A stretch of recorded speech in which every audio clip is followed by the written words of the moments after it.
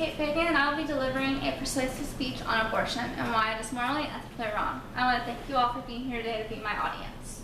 Each and every year, there is 40 to 50 million abortions performed in the world. That coincides with 125,000 abortions a day. Abortion is murder. It should be considered this century's Holocaust. God values each and every human life, and so should we. Since the 1970s, Planned Parenthood has performed over 162,950 abortions. Before discussing how abortion is morally and ethically wrong, I would like to go over the developmental facts of a baby inside the womb. According to doctors and scientists, at 16 weeks, the baby is fully formed. It has its fingers and its toes, its fingerprints and its nails. It's about 5 inches long and approximately weighs about 3 ounces. The baby is moving about, it's able to step on its thumb, it's able to make facial expressions. The heart, circulatory system, and the urinary tract system are fully developed. It's got blood that's pumping through each and every one of its tiny little veins. The baby is able to inhale and exhale through its lungs. The eyes are in the proper position, it's able to look ahead, it's able to blink. The genitals have formed. This established that it is a person. And yet, in the U.S., 4.8% of all abortions are performed between the 16 and 32-week period. And sadly, most of these women having these abortions believe that the baby they carry inside them is just a blob of tissue. But the fact is that at conception, life is formed. We are shown that through Psalms 139 and the book of Jeremiah. The next point that we will be discussing is why abortion is morally and ethically wrong through the methods that it is used. The first method that we will discuss is the early abortion method. It is performed up to the 9 weeks, and it is done through the medication that produces an early onset miscarriage. There's also the vacuum aspiration or the suction termination, which is performed from 7 to 15 weeks. The doctors and researchers state that this is a very gentle suction of the removal of the fetus from the womb. However, after I did some further research on my own, I came across a YouTube video called The Silent Scream, and after watching this horrific procedure be performed, there is nothing gentle about it. I was able to see on the sonogram that the baby, during the time that the vacuum is coming in to get it, it doesn't just rip it apart limb by limb, but it's actually trying to get away from the vacuum. It's got a scream on its face. It's screaming to get away for its life, and yet we don't see that as murder.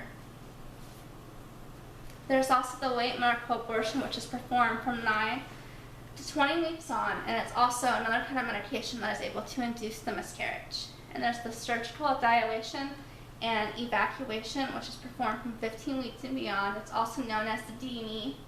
And there's the late abortion, which is performed from about 20 to 24 weeks. All of these result in the same outcome: the forceful removal of the baby from the womb before the developmental process is complete, thus terminating the life of the baby. Isn't forceful ending a person's life considered murder? Finally, not only is abortion murder and considered to be morally and ethically wrong, but in my opinion, and found it in many other studies, abortion is our nation's present-day Holocaust. According to the author of What Happened in the Human Race, of all the subjects relating to the erosion of sanctity of human life, abortion is keystone. It is the first and crucial issue that has been overwhelming in changing the attitudes towards the value of life in general.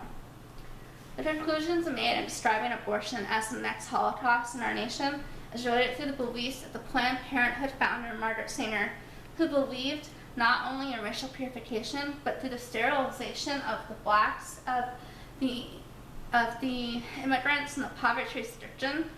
Her beliefs are eerie and uncanny to the beliefs once of Adolf Hitler.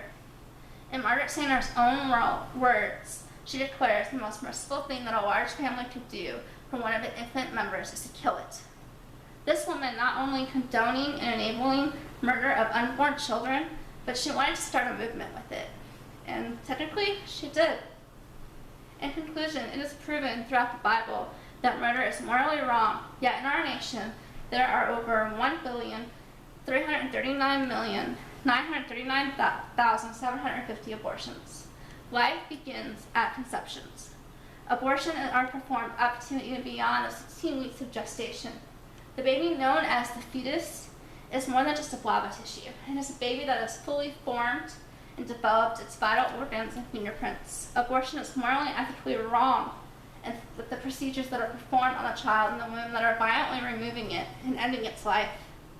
The abortion epidemic has been our nation's present-day Holocaust because of the founder of Planned Parenthood's beliefs that are so eerie to those once of Adolf Hitler, who wanted to extermination of a people group, but in this case, that people group was unborn children.